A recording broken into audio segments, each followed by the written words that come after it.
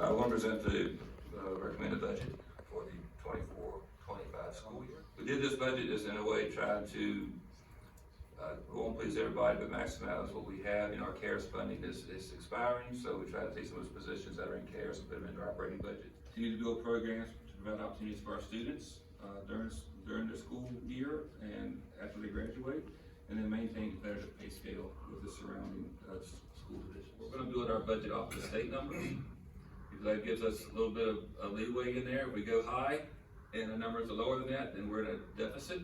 I'd rather go low and have more students and get us in a surplus. This does not take into account the new subdivisions coming in, things like that in Madison Heights area. So I think once those subdivision rooftops start getting built, you might see these projections change in the future. An increase for 25 and a 3% compensation increase for 26. It also removes the support cap. So right now the governor's proposed budget has about $39,319,849. The House, we have no idea because that's not been released yet.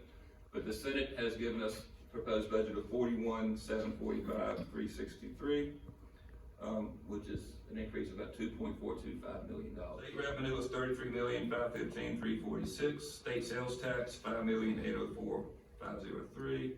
Federal grants $3 million. CARES funds, that's highlighted in yellow for you, I'm going to come back to that in a second, is 1.8. Child nutrition is 2.85. Other local funds, 193,427, and board of supervisors is 16,402,89, for a total revenue of $63,630,000. Based off the governor's budget, we have put in a 1% employee bonus for SOQ and non-SOQ positions, and we've also adjusted the pay table for operations and some maintenance.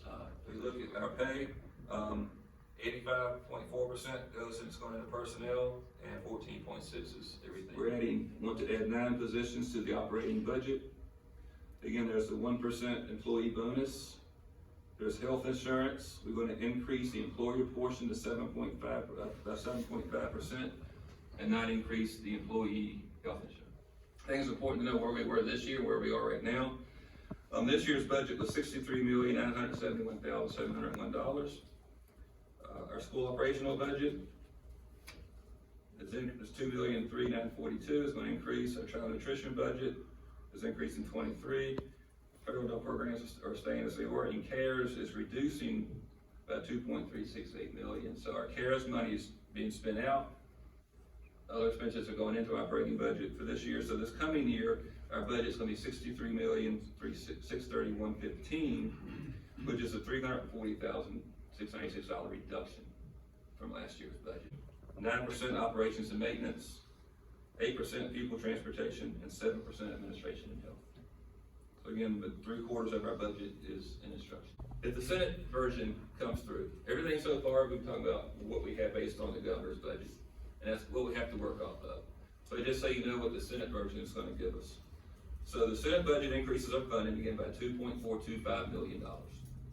Okay. Again, for us, just so you know, a 1% increase in pay for us, it costs us about $400,000 for every 1% increase in salaries. So for us to do a 3% raise without any assistance from this is $1.2 million to do a 3% increase. The governor's budget is worst case. We think the House budget is somewhere between the governor and Senate. We think the Senate version is probably our best case scenario.